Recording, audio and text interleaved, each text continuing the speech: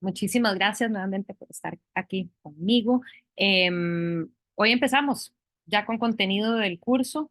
Dedicamos la primera parte de la clase a una discusión sobre la identidad a partir de las lecturas, pero ahora vamos a abordar desde la época colonial. O sea, le dedicamos desafortunadamente básicamente una clase nada más para abordar todo el periodo colonial, que eran como 300 años. Pero bueno, van a ver por qué hay tan poco de lo cual se puede hablar durante la sesión.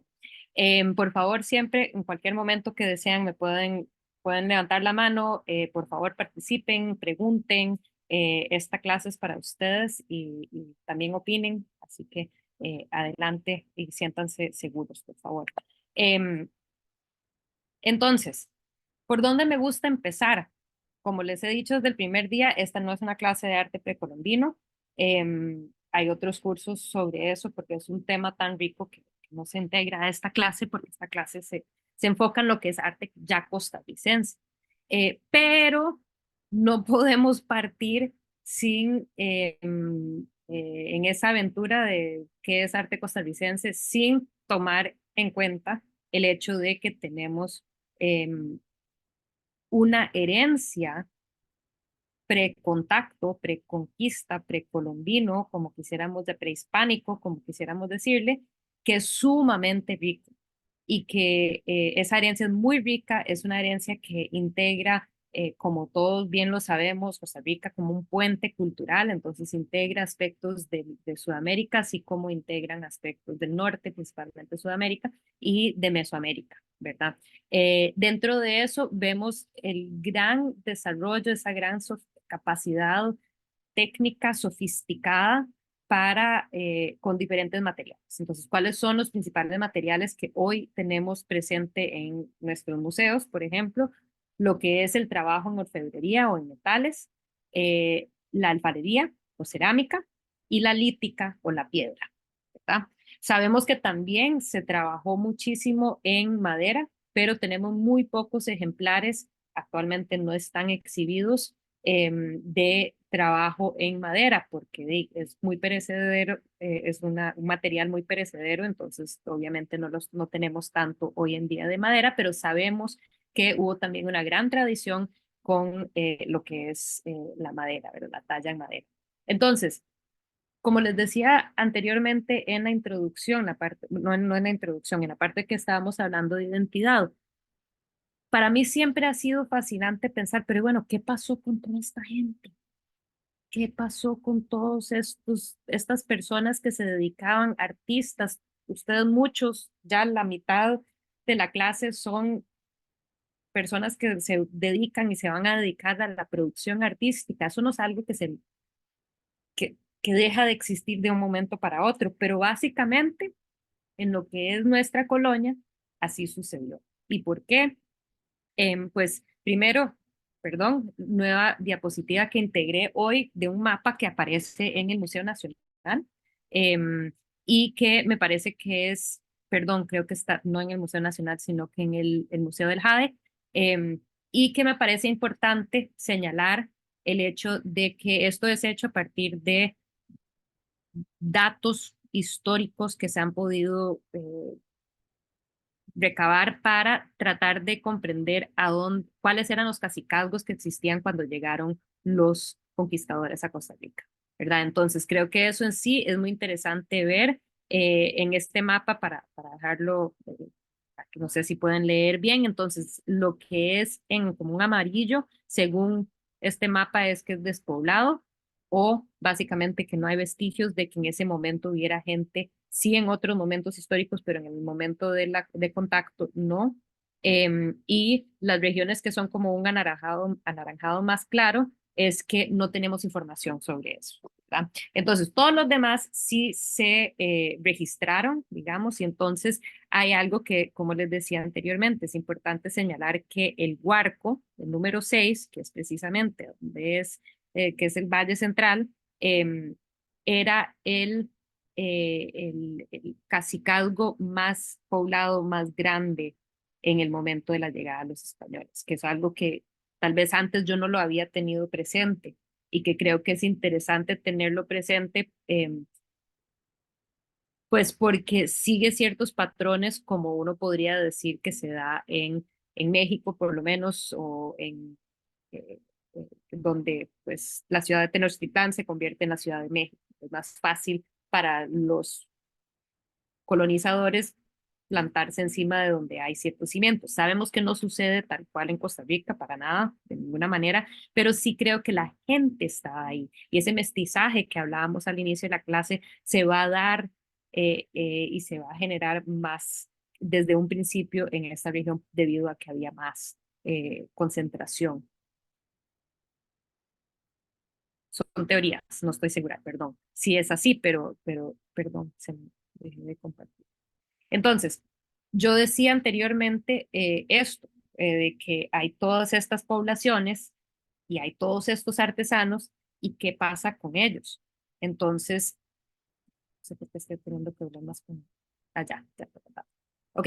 em, ¿Qué es el asunto con Costa Rica? Y perdón, normalmente la mayoría de las diapositivas tienen imágenes, en este caso sí tengo un par que son con texto y sí les comento que suelo integrar ciertas diapositivas con texto porque es lo que yo recopilo de varias fuentes, no les asigno siempre lecturas porque te- no hay excelentes lecturas para todo esto a veces y lo puedo decir más fácilmente de esta manera. Entonces, importante señalar que hay una que hay una falta de una fuerte presencia eclesiástica e imperial.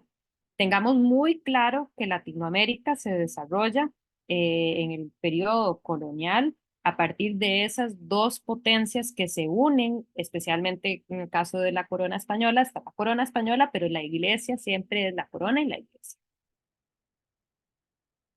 Hay un arzobispo, hay un virrey, ¿verdad? En Costa Rica no hay una presencia fuerte. Para que se hagan una idea, esto tal vez les sería interesante también para Sofía, nosotros compartíamos arzobispo durante la colonia con Nicaragua y la sede del arzobispo era en Nicaragua. En los casi 300 años de Colonia, el arzobispo nuestro de Costa Rica llega a Costa Rica 7 veces en 300 años. Ojo, no hay presencia de la iglesia. E imperial, mucho menos, tenemos un gobernador, pero nuevamente hay que tener presente, especialmente en el caso de tempranos momentos y bueno, a través de toda la colonia, que existía un sistema de encomienda, ¿verdad? En lo que es la colonia latinoamericana, que eran donde el rey le decía, ok, yo, fulano, te mando al Nuevo Mundo y ahí te voy a dar este terreno y le voy a dar esta cantidad de indígenas que le van a trabajar, que son parte del sistema de encomienda, que a eso en Costa Rica no había quien pudiera trabajar, no habían esas vastas poblaciones que se pudieran poner al servicio del colonizador español. Entonces, ¿qué sucede? Mandan como que los menos privilegiados, o sea, los que se les da una cosita como porque es un primo lejano de fulano de tal, ok, bueno, y le mandamos a Costa Rica, ¿verdad? Porque si sos de los más elevados, te van a mandar a lugares muy ricos. O sea, Perú o sea, el virreinato del Perú era sumamente rico. México sumamente rico, hasta el punto de que muchos europeos llegaban a esos lugares y decían, como que tenían cierto celo de la riqueza que se manejaba durante la colonia en el Nuevo Mundo, ¿verdad? Pero eso no se da en Costa Rica. Entonces, hay esta falta de mano de obra indígena, también esclava, no funcionó bien el sistema en el siglo XVI, inicios de XVII, hubo una oleada de esclavos africanos que vino a Costa Rica y que a final de cuentas se asientan en Guanacaste, por lo que en Guanacaste hay mucha herencia, hay mucha herencia afrodescendiente, eh, por ende la marimba, ¿verdad?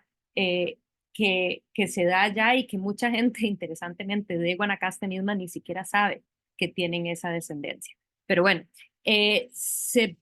esa población, o sea, la población que existe en Costa Rica es muy pequeña y aumenta muy despacio, ¿verdad? Entonces, mucho que ver con el hecho de que nos llegan mujeres, esta integración con personas locales no se da tanto, entonces ojo que de 1600 a 1800 aumenta nada más de 30 a 50.000 habitantes, o sea, ni siquiera duplica en cuestión de 2 siglos. Entonces, muy lento, pero porque aquí no había casi nada y era súper pobre y súper alejado. Y una vez me acuerdo que estaba yo cuando estudiaba para el doctorado y que me encontré un archivo súper viejo en un museo en Nueva York que decía, y no sé si es que todavía no habían celulares, pero no le saqué foto entonces, y no lo apunté, siempre apunten sus fuentes, pero decía, Costa Rica era el último rincón del Imperio Español. Y desde que yo leí eso, yo es como que sí, queda muy claro, era un texto colonial de un español que le estaba escribiendo algo. Y bueno, es muy cierto, era el último rincón del Imperio Español.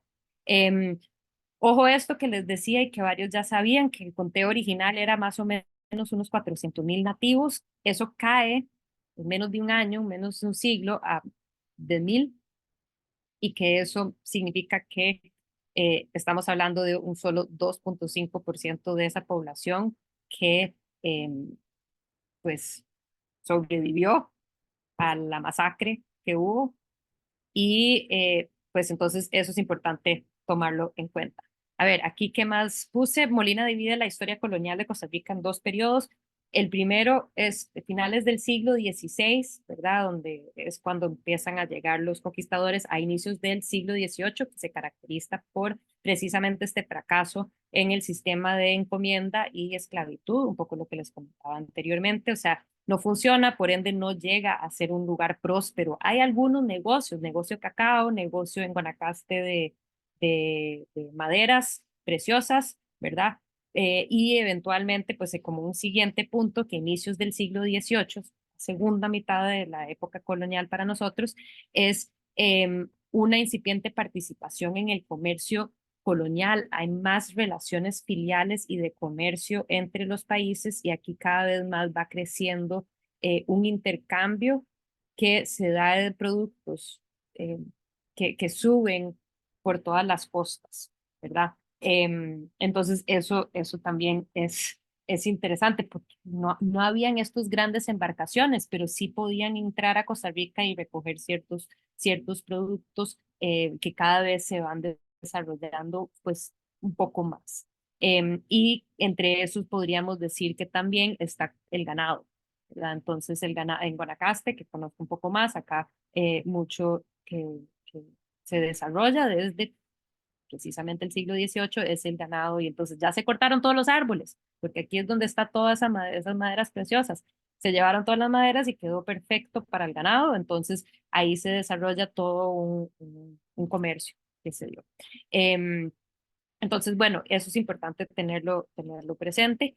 Y con respecto un poco más específicamente al arte, la creación artística, hay muy poco arte colonial, o sea, de la época colonial en Costa Rica, y la mayoría de lo que consideraríamos arte proviene precisamente de México, Guatemala, Quito, Cusco, que era cuando gente viajaba o llegaba un eclesiástico portando algo que quedaba acá o alguien que hubiera viajado y hubiera podido traerse cierta estatua, ¿verdad? Cierto cuadro, y eso lo vamos a ver ahorita. ¿Qué sabemos en relación a artesanos? Y que vamos a ver precisamente esto en la lección de hoy. Ellos son artesanos de madera principalmente y tenemos registro de que en Cartago hubo una organización artesanal, hay registro de eso, de indígenas y conformado por indígenas y pardos, y ellos hacían todos estos decoraciones, las ornamentaciones de los espacios sagrados. Entonces los artesonados de madera, o sea, las grandes vigas de madera, las sillas, los altares, los muebles, los marcos para los lienzos que se traían de afuera del país. Pues eso lo vamos a ver ahora. pero no tenemos suficiente evidencia para concluir que existiera una organización ya gremial, ¿verdad? En ese periodo. Entonces, sabemos que había cierto tipo de organización que se suplían una necesidad tangible, pero no tenemos claro de que, pues, cómo funcionaba y entonces eh, asumimos también que esas personas se dedicaban a hacer otras cosas, también que no eran personas que se podían dedicar de pleno a la creación artística. Por lo que no es de extrañar que no hayan especialistas, ¿verdad? Eran como, bueno, ustedes trabajan la madera, pero y también si tenemos un problema con el alcantarillado, lo mandan también, porque es también este concepto de artesano, alguien que trabaja con las manos. Sí, ya para el siglo XVIII tenemos registro de gremio de plateros en Cartago, artesanos, talladores, ensambladores, pintores y escultores. Entonces, eso es lo que sabemos que hubo, pero como vamos a ver, no vamos a ver tanto, no hay, bueno, van a ver lo que hubo colonial, que pudieron haber creado estos artesanos de estos gremios. Ok, empiezo ya con ciertas imágenes como para explicar ya visualmente un poco más de lo que les estaba comentando. Por ejemplo, este es uno de las esculturas más antiguas en Costa Rica que tenemos. Es el Nazareno en la Basílica de Santo Domingo. Y es precisamente, pues eso, probablemente vino de Guatemala, sigue esta tradición de escultura en madera policromada que viene de España y que se inserta muy bien en Guatemala, México, y de ahí es donde van a traer las personas que podían, que nuevamente somos súper pobres. Entonces eran muy pocos los que tendrían el poder adquisitivo de poderse traer un objeto como estos, pero lo que estaba muy claro es que solamente en la iglesia casi era donde se iba a poder ver arte. La gente no tenía el arte en la casa. Los pocos con dinero muchas veces lo donaban a la iglesia, ¿verdad? Para la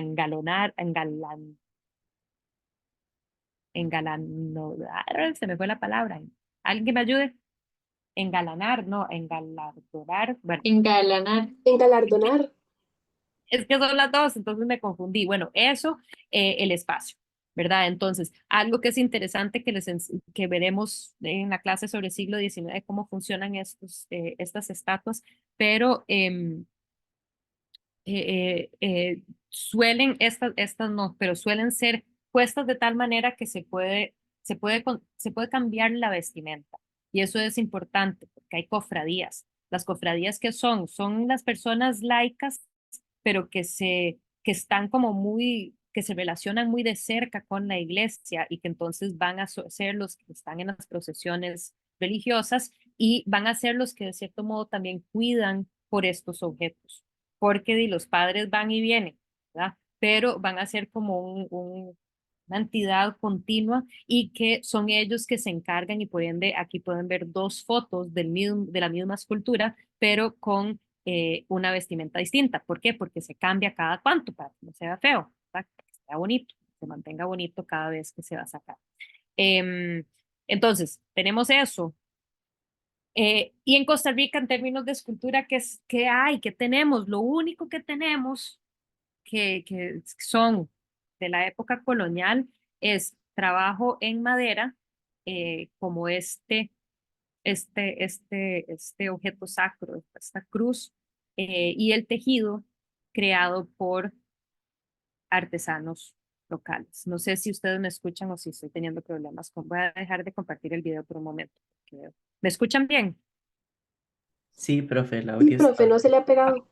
ok, perfecto, gracias. Algo estuvo pasando ahí conmigo.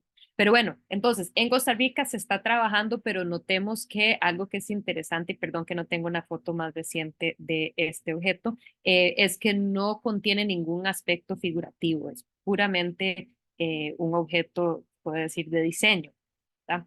Em, Ahora, ¿cuáles son algunos de esos mitos que surgen en Costa Rica y que también son como misterios para muchos de nosotros de cómo es que se da?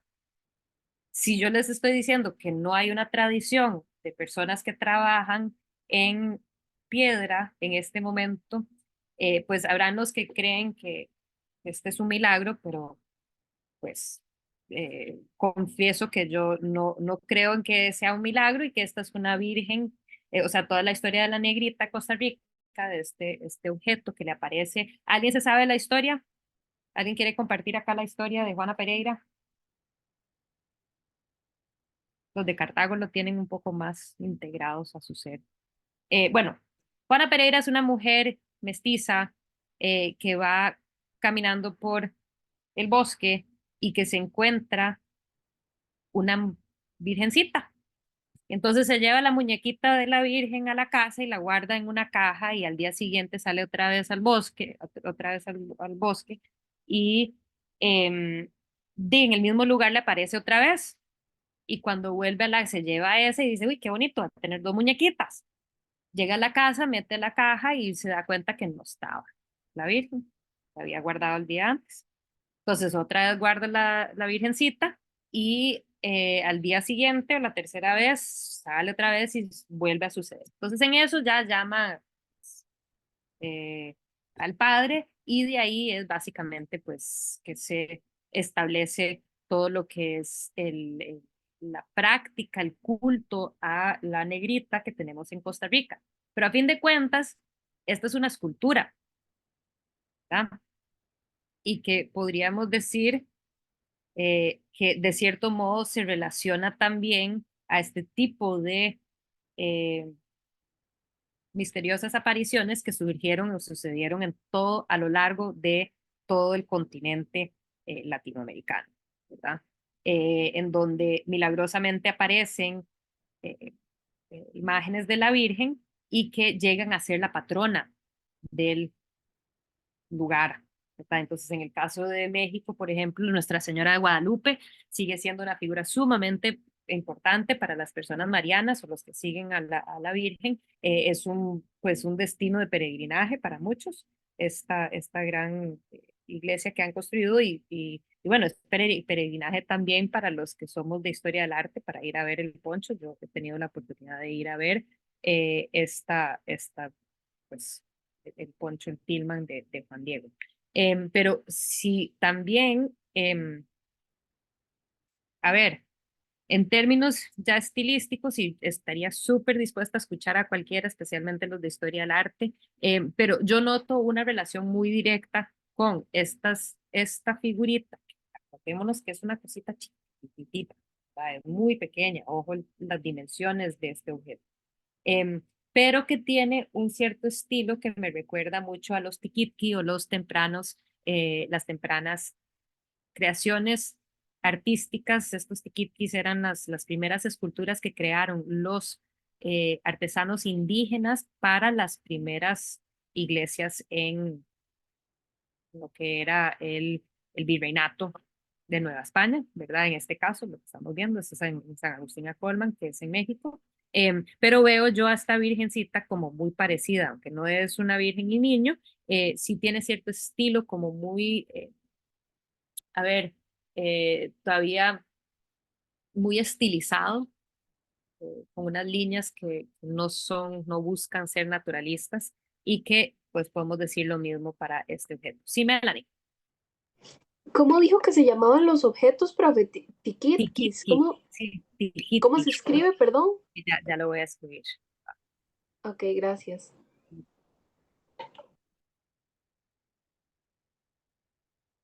Em, entonces, bueno, estos objetos, este es como un objeto único, además, que aparece y que, claro, yo creo que sí le han hecho estudios a la piedra, pero ahorita no me acuerdo. No es como información que es fácil necesariamente de encontrar, que si le han hecho, no recuerdo cómo se llama eso, pero pues, el estudio de dónde proviene la piedra en sí. Pero claro, este es un objeto también de la iglesia. Entonces, está eso, ¿verdad? Hay que tener, o sea, hay eso de que tal vez fue tallado en Costa Rica, em, ese objeto. Déjame verla. Podemos seguir adelante. Les comenté que no tenemos edificaciones coloniales casi en Costa Rica, hay muy poco. Uno de los sitios, el sitio que se nos presenta como más grande que pudo haber en la época colonial es el sitio que nunca se llegó a completar, que es la iglesia de Nuestra Señora de la Purísima Concepción del Rescate de Huaraz. Y algo que es interesante es que aquí vemos una de las, o sea, el único, diría yo, probablemente en el momento de construcción en ladrillo. Ladrillo y calicanto. Calicanto son grandes piedras que se juntan con cal, que pueden ver como, por ejemplo, bueno, ese es ahí creo que tengo más imágenes para. Ahí pueden ver cal y canto, ¿verdad? Este sistema de construcción con también, como ven acá en la fachada, la construcción en ladrillo. ¿Cuál es el asunto? Pues hubieron muchos terremotos, se seguía cayendo y entonces nunca terminan este sitio. ¿Por qué me parece relevante? Bueno, obviamente somos un país de terremotos, pero también Guatemala, ¿verdad? Y ellos sí tienen edificios coloniales. Entonces, aquí creo que hay muchos factores que se podrían, o sea, se deja de construir porque obviamente no es un lugar auspicioso para una iglesia, em, pero también no había mano de obra calificada, no habían ingenieros que pudieran construir de esta manera, están construyendo a partir de, perdón, no sé, creo que no tengo, no, no tengo, manuales, ¿verdad? Estos libros que se publicaban en Europa, en Italia, estos tratados de arquitectura o libros que tenían como bocetos y se basaban en eso, pero no había personas aquí calificadas para la construcción. Entonces no se logra algo así de grande. Pueden ver algunas. Es súper bonito el sitio, si no han ido, altamente recomendado.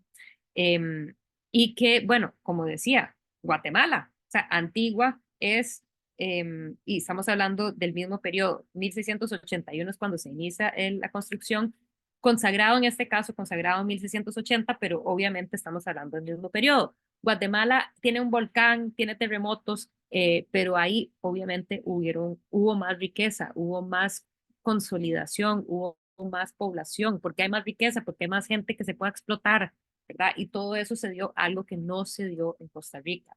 Entonces, un poco eso que comentaban anteriormente del excepcionalismo de Costa Rica, que tal vez muchos piensan que es como una fabricación, una invención, pero bueno, no, es que de cierto modo sí hay cosas que nos podría comentar Sofía sobre las bellezas que hay en Nicaragua de la época colonial. No hay en Costa Rica porque no hubo plata para seguir construyendo, no hubo ingenieros para poder construir de una manera que funcionara.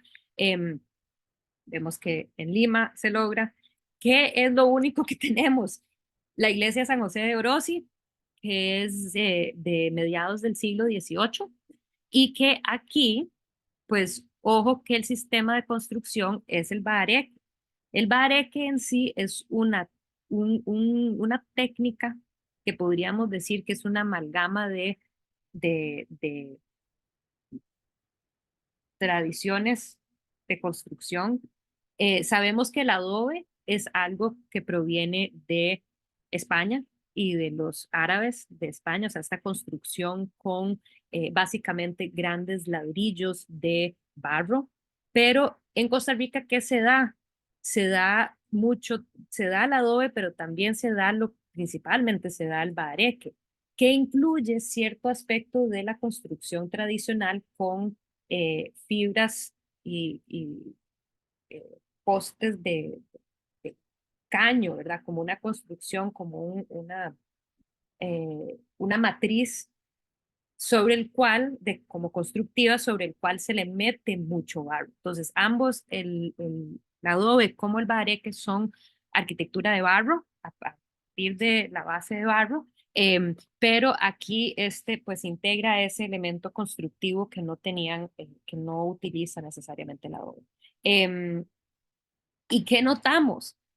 Que es una cosita súper humilde si la comparamos con los ejemplos que las acabo de enseñar de Antigua Guatemala o de Arequipa, ninguno de los dos siendo, digamos, Lima o la Ciudad de México, ¿verdad? obviamente no son periferia como lo somos nosotros, y ese es el punto. ¿Qué tenemos nosotros? Esto, algo que es importante señalar también es cuál es el orden la orden de hermanos que llegan con la conquista y colonización de Costa Rica, que son solamente los franciscanos, y los franciscanos tienen un gran voto de pobreza, son muy humildes, no les gustan las grandes construcciones, y eso es parte pues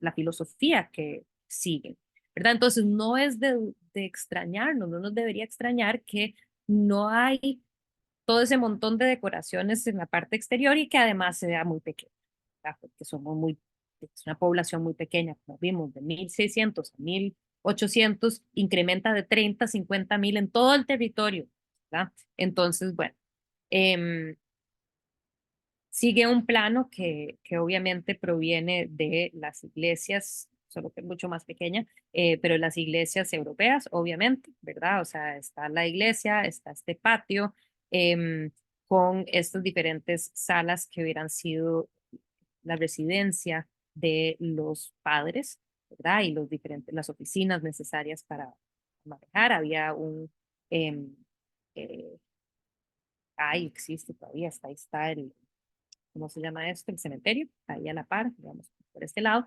que es de un patrón que se repite en muchos lugares, pero en este caso sumamente reducido, ¿verdad?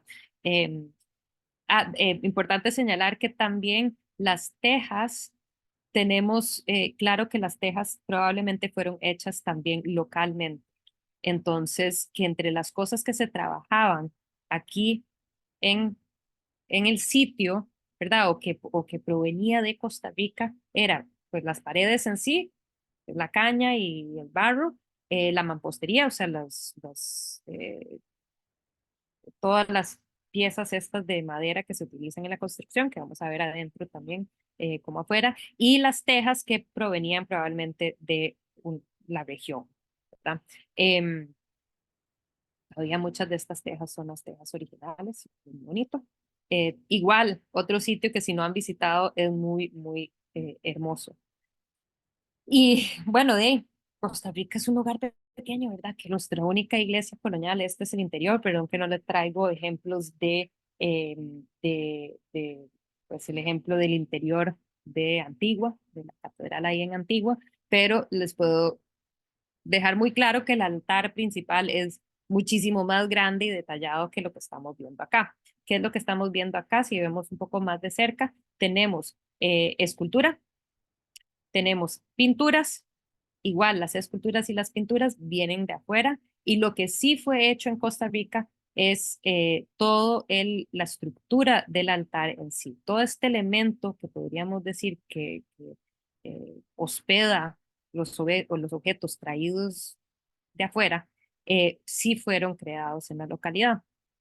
Em, Perdón que es que ninguna de las dos me permite darles una idea del color que tiene, que creo que es algo, aquí está bastante restaurado, o sea, sí lo han restaurado en el tiempo, pero se asume que los colores son bastantes, los que se ven en la actualidad son bastante parecidos y que se basan originalmente en pigmentos locales, ¿verdad? Entonces, o sea, minerales locales o pigmentos de la localidad, lo cual en sí es muy emocionante porque son los colores de Costa Rica, ¿verdad? Son los colores cuando uno sale a la selva, o sea, afuera, son los colores de acá.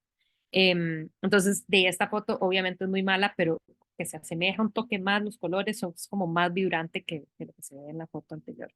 Em, eh, voy a, bueno, aquí sí les había traído, perdón, el altar, este es de Huejotzingo, que es una de las primeras iglesias franciscanas. Entonces, ojo también, afuera lo franciscano, esta es una de las primeras.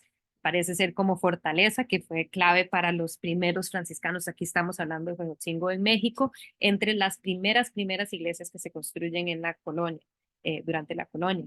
Pero aquí lo traigo como comparación y comparar también el altar, ¿verdad? O sea, un altar temprano en un lugar que es un poco alejado, pero igual eh, creo que me doy a entender lo sencillos que somos acá en Costa Rica.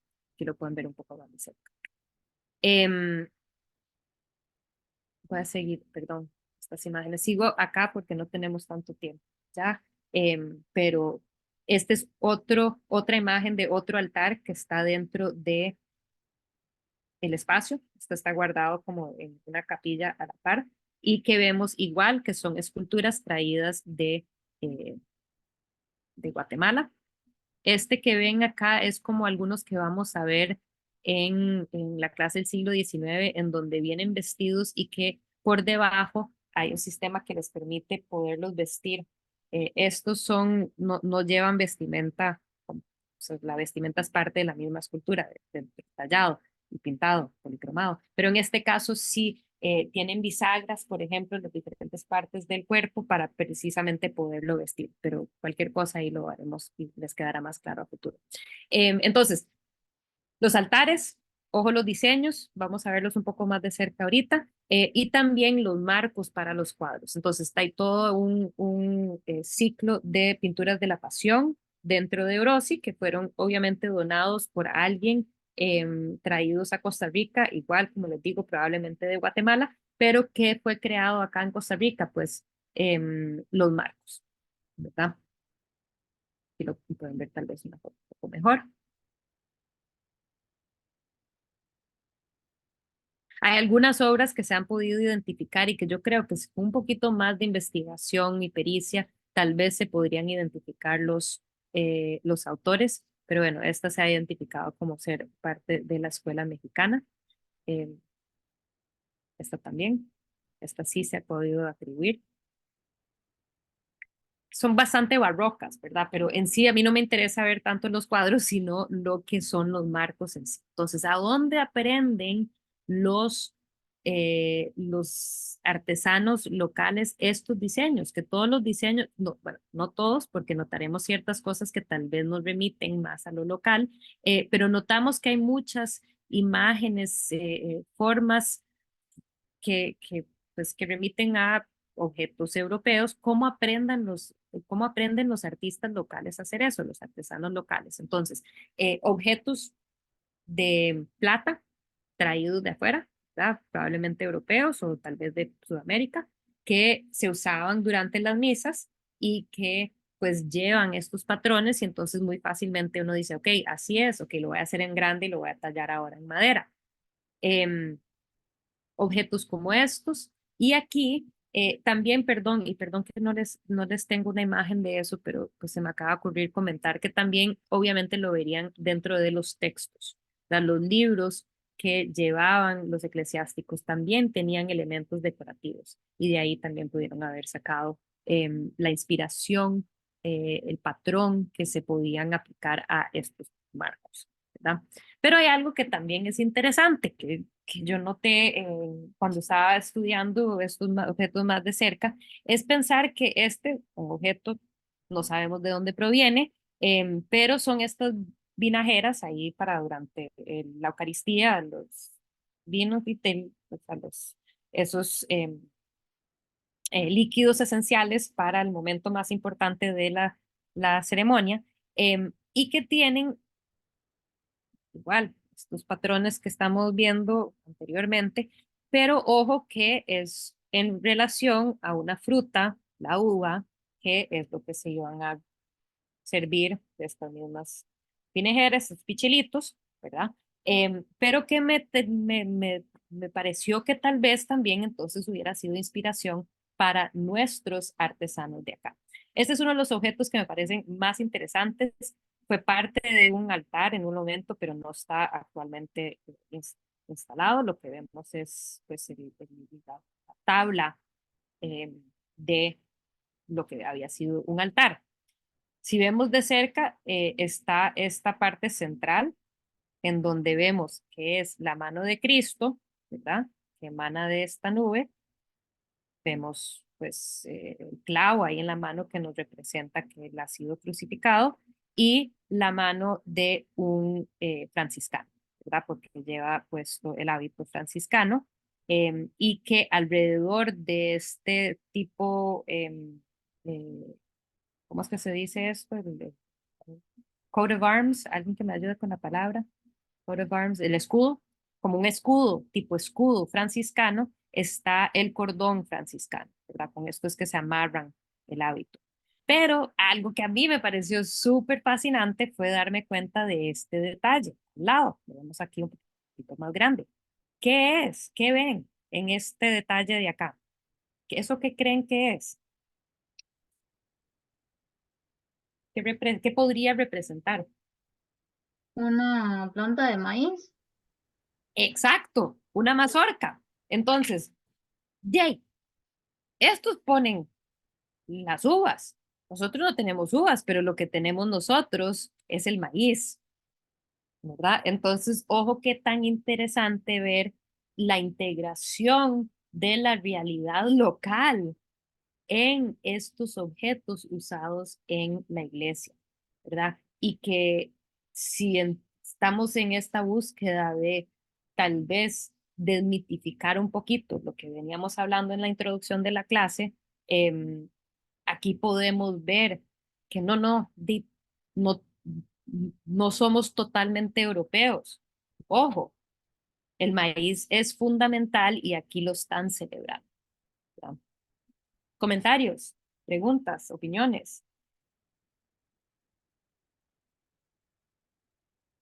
¿Lo ven tan emocionante como yo? Porque cuando yo vi eso, yo dije, eso está demasiado chiva, me emocionó un montón. Este es otro altar en donde vemos que no está tan bien preservado la policromía, pero igual vemos esa misma mazorca que surge o emana de la flor, que podríamos decir, no es una flor de lis, pero sí tirando a ese estilo de flor europea. Sí, Melanie.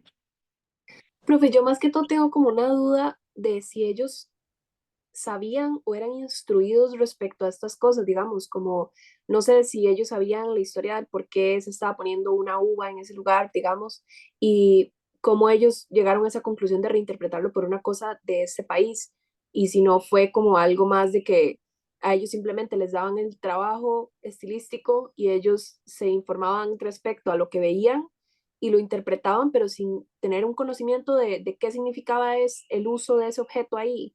No sé si usted sabe cómo... O sea, yo no sé la respuesta correcta con respecto Ujú. a esto, pero o sea, pero mi respuesta sería la siguiente. Em, una de las cosas que sabemos es que los artesanos solían ser indígenas o mestizos, ¿verdad? No eran los españoles que iban a estar trabajando así con las manos, pero que eran muy cercanos. Y lo que se sabe de otros lugares es que esos artistas que, por ejemplo, los del Tiquitli, em, se acercaban mucho a los hermanos y como que tal vez sí, yo no sé, o sea, no le podría decir, yo no creo que hayan dicho, ah, sí, que eso fue lo que dije yo, y perdón si los confundí en el sentido de decir como que, ah, bueno, ellos ponen uvas, nosotros podemos poner maíz, o sea, no sucede, dudo que haya sucedido así, pero sí creo que hubieran tenido acceso a ver estos objetos porque no hay una escuela, ¿verdad? No hay, Ujú. no hay padres. A ver, en un lugar como México, ya en la más o menos tercera oleada, como finales del siglo XVI, es que verdaderamente empezamos a ver artistas que llegan de Europa, como que, ok, ya la situación está un poco apaciguada, ya aquí estamos como para quedarnos, entonces ya empiezan a enviar eh, padre, artistas, muchos de ellos padres, que luego instruyen, pero las primeras obras, los tiquitkis, los que llevaron Intro 2 conmigo se acordarán de los murales que habían, que son fascinantes y que ellos los tuvieron que haber aprendido a partir de, en las primeras décadas de la colonia, a partir de los textos, los libros, los objetos, los muy pocos cuadros, porque no se iban a traer cuadros, imagínense, estaban ahí para ver cómo se defendían de este montón de indígenas al inicio, pero también cómo establecerse, cómo crecer, ¿verdad? Cómo conquistar este asunto. Entonces, y las primeras décadas era como muy, no era tan fácil, pues no se traían eso, pero es aprender a partir de los objetos que sí podrían portar información. Y diría yo que es lo mismo que sucede acá en Costa Rica. Estamos hablando, sí, 2 siglos después, pero igual, aquí no hay escuela, no hay Ujú. escuela. Entonces, no hay sí, tal vez yo me lo aprendí del otro, de una persona que me lo enseñó, que entonces yo heredé esos aprendizajes, pero no igual, con eso dicho, no hay tiempo para especializarse como para crear cosas muy chivas nuevas. O sea, tal vez alguien podrá estudiar estos aún más, pero esto es como lo más innovador que uno podría encontrar en las tallas de madera de la época colonial, o sea, Sí. de la producción artística costarricense de este momento. Si fuéramos a considerar esta producción artesanal como arte, entonces andaría por ahí, ¿verdad? Ajá. Muchas Em, gracias. sí, claro. Tengo 10 minutos más.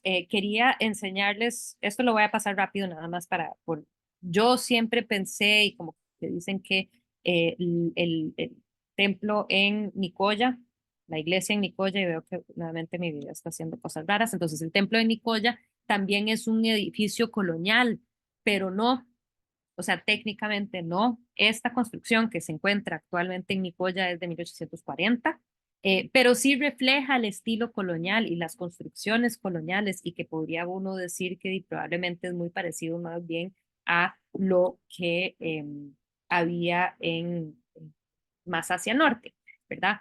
Pero algo que es interesante señalar de este sitio es que es el sitio más viejo de todos de la época colonial en Costa Rica, porque pues hubo presencia desde esta parroquia data de 1544 y es la primera parroquia que se funda en toda Costa Rica, seguido por Chomes, que es como cuando uno va para abajo de Guanacaste, el último cantón antes de llegar y doblar uno para ir a Punta Arenas.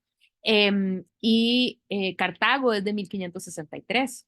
Entonces, interesante pensar lo viejo que es. Desafortunadamente me han comentado que en la actualidad no se abre, entonces no se puede visitar, pero si algún día ven que hay la oportunidad, pues todo el parque es muy bonito en Nicoya, es como un viaje muy bonito, como una visita que se puede hacer muy bonito, si escuchan de algún momento en que abren o tienen la oportunidad.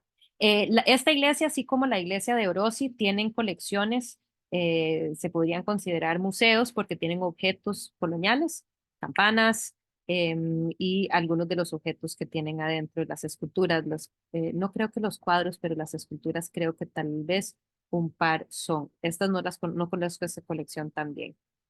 Solo he ido un par de veces. Vemos estas paredes súper anchas, ¿verdad? Es una construcción que la base es a partir de calicanto y que pues creo que también nos refleja un poco las necesidades del calor. Más objetos que hubieran sido traídos, probablemente traído de, de algún lugar hacia el norte. No creo que este literal fuera de Costa Rica. Y bueno, nada más como otra foto para que vean qué bonito que es, para que ojalá un día lo logren visitar. Em, Quiero ir cerrando con un par de objetos interesantes, extraños, esotéricos. No me pueden confirmar que es real en algunos, o sea, no una obra falsa. Algunos recursos me dicen que sí, otros me dicen que no, pero bueno, vamos a darle el beneficio de la duda y pensar que tal vez es un objeto colonial, un cuadro pintado colonial, aproximadamente de cambio de siglo, del siglo XVIII al siglo XIX. Pero lo que me parece más interesante de esto es pensar lo pequeño que era San José, porque San José no, sabemos que la capital original fue Cartago, ¿verdad? Y entonces este cuadrito habla eh, de San José, que fue conocida como la Boca del Monte, ¿verdad? Y entonces en San José el cabildo eclesiástico ordenó la construcción de una iglesia en este lugar en 1736, ¿verdad? Entonces, ojo que estamos hablando de casi 200 años después de Nicoya. Se termina de crear la primera estructurita y que entonces se supone que este cuadro tal vez más o menos representa esa estructura tremendamente humilde que se construye en San José, ¿verdad? Voy a leer el texto del obispo que vino a visitar. Y dice: 4 leguas al norte de Acerrí, en un llano muy ameno, está una población con el diminutivo de Villita, porque ahora se va formando.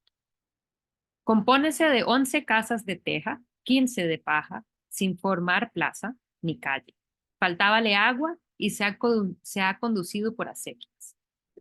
La iglesia es la más estrecha, humilde e indecente de cuantas vi en aquella provincia, su titular San José.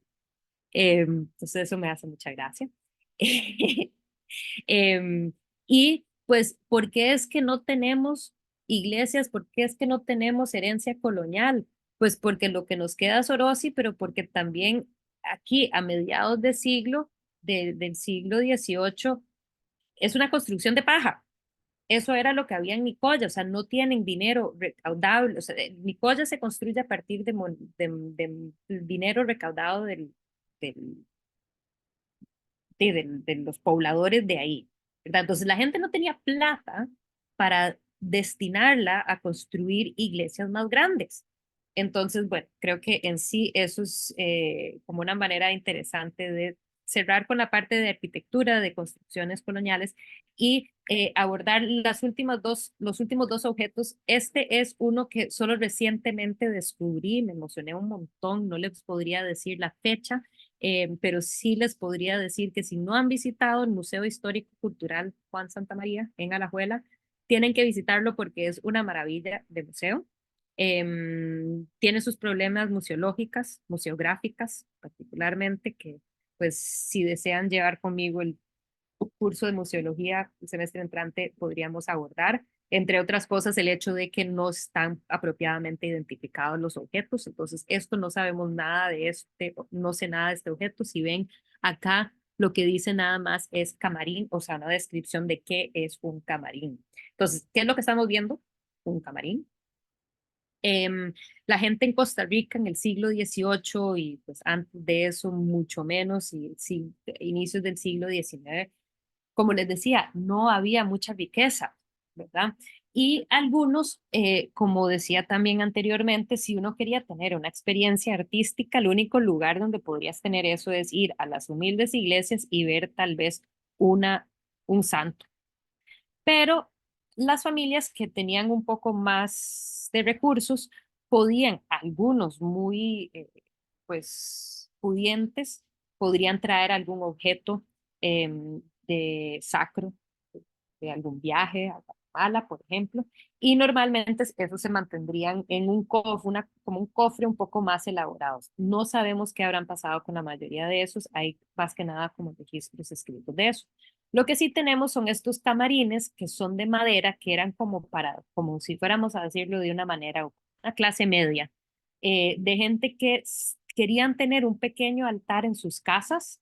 Entonces, estos no eran objetos que habían en iglesias, sino que eran de uso personal, de devoción personal en casas y que eran un poco más, o sea, no se requería tanto como para tener uno de estos cofres un poco más elaborados de metal que menciona este textito de acá. Entonces dice que esto más bien es como para una persona bueno, igual, tendría que ser alguien pudiente para poderlo tener. La mayoría de la gente no tenía mucho recurso en Costa Rica, pero bueno, este objeto es súper interesante. Yo lo sitúo dentro de lo que es colonial porque van a ver que se asemeja mucho estilísticamente a un siguiente objeto, pero lo traigo un poco más de cerca. Y bueno, perdón, una última cosa que quería mencionar en este momento es eso que yo les decía anterior al puro principio, de que había un gremio ya de artesanos, pintores, escultores. Asumo que esto era lo que estaban fabricando, ¿verdad? Objetos como este. Y que estaban encartados. ¿No? Entonces, no sabemos quién lo creó, no sabemos necesariamente, o sea, yo no soy especialista en hagiografía, que es el estudio de los santos, ni en angelología, que es el estudio de los ángeles, para poder identificar, pero Una rápida búsqueda me llevó a que tal vez esto representa San Pablo, pero no podría estar segura de eso, porque además estas son, yo fui al museo hace poco, le saqué foto al objeto, pero no lo pude ver, como que no le saqué fotos más de cerca para ver qué es lo que tiene en esta mano. No creo que es un estigmata porque tendrían las dos manos, pues algo tendrá en esta mano que nos permitiría identificarlo un poco más en términos simbólicos. Pero bueno, San Pablo es el que más que nada se enseña con una espada. Entonces, por eso es que asumo que es San Pablo. Y estos ángeles, pues no podría decirle cuáles son, porque además esto también se me hace difícil interpretar. Tiene unas flores, pero no sé qué es lo que lleva en la mano esta figura. Pero bueno, este es súper chido, pero no tenemos más información y no nos comparte más información el museo. No sé si en el archivo tendrán. Este es espectacular. O sea, habiendo visto el previo, uy, perdón, se me quita el... Ay, ay, ay, eres- ok, ya sé. Este sí es un camarín que sabemos que, bueno, lo tiene el Museo Nacional. Lo vamos a poder ver cuando visitamos el museo. Y es conocida como la Virgen del Rescate o la Virgen del Diablo. Sí, José, adelante. Profe, una pregunta. En el semestre antepasado, en museología, habíamos ido al acopio y había uno de Y ahí estos. estaba. ¿Es Ay, este? sí, no está en el museo, sí, tenés razón. Pero no había dicho Gaby, creo que Gaby dijo que iba a estar, sí, es este. Sí, sí, sí, sí, correcto. Pensé, bueno, ojalá tal vez la hayan vuelto a sacar, pero tal vez no, sí la tenían en el copia. Es que no me acordaba, pero tampoco me acordaba de este como cabina que tiene este que está enseñando ahí abajo. Ah, Entonces no mae, sabía si sí. era el mismo o No, si, sí, bueno, sí, es el mismo. esa cabina. Sí, sí, por eso es el Virgen del Diablo, porque aquí abajo tiene este espacio que se abre y se cierra. Si notan, tienen como unas compuertitas, entonces se puede abrir y cerrar y cuando se abre, ay, perdón que le sale eso, le sale el diablo, em, que me parece muy ingenioso. Perdón. Entonces, no me da mucho chance para, bueno, ay, ya yo les dije que les iba a dejar a las 3:55, así que hay un video buenísimo que se los voy a compartir dentro de el dentro de mediación virtual. Así que un video sobre este camarín para que lleguen a ver un poco más los detalles y escuchen a la curadora Gabriela Villalobos explicando un poco más sobre este objeto. Y eso sería, denme un segundito nada más para confirmar si, cuál es la tarea, si tienen tarea o si...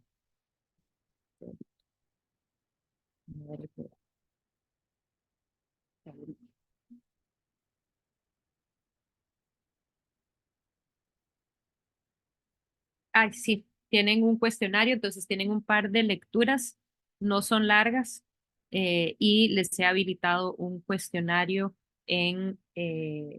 o ahorita les habilito el cuestionario para hacer eso. La fecha de esta entrega, eso sí, déjame compartir esto. Eh, ahorita en la noche, perdón, o en un ratito, eh, habilito esto dentro de mediación virtual, que son estas tres lecturas, pero les cuento que no son largas, son cortas, no se me asusten, y hay un cuestionario que tienen que llenar dentro de mediación virtual, pero la fecha de entrega es el 9 de abril.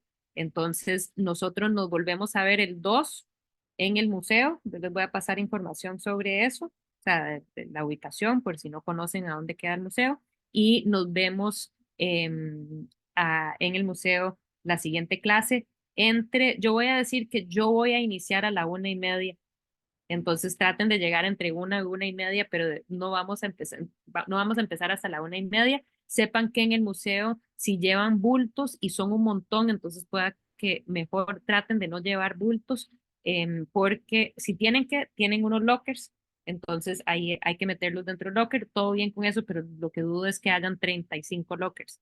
Entonces, si pueden no traer un bolso grande, por favor, porque no te dejan ingresar con bulto. Así que porfa, lleguen ahí entre 1 y 1:30. Sí, Melanie. Profe, ¿usted nos puede compartir la presentación que nos acaba de presentar? Sí, siempre les voy a compartir la presentación, me espero hasta que termine para así ver si quité cosas para no tener de más, pero sí, yo siempre les voy a subir las presentaciones, siempre las van a tener en el aula virtual. Ok, gracias. ¿Y cuánto tiempo tenemos para resolver el quiz? No, no es un quiz, tienen todo el tiempo que desean, Emanuel, entonces no es como con tiempo, así que tranquilo. ¿Alguna otra pregunta, duda? Yo les aviso cuando eso está habilitado, ya casi o sea, se lo habilito a más tardar mañana, si no, perdón, que tengo que nada más revisar que lo que tengo está bien. ¿Ok? Y no sé si tienen alguna otra duda o pregunta.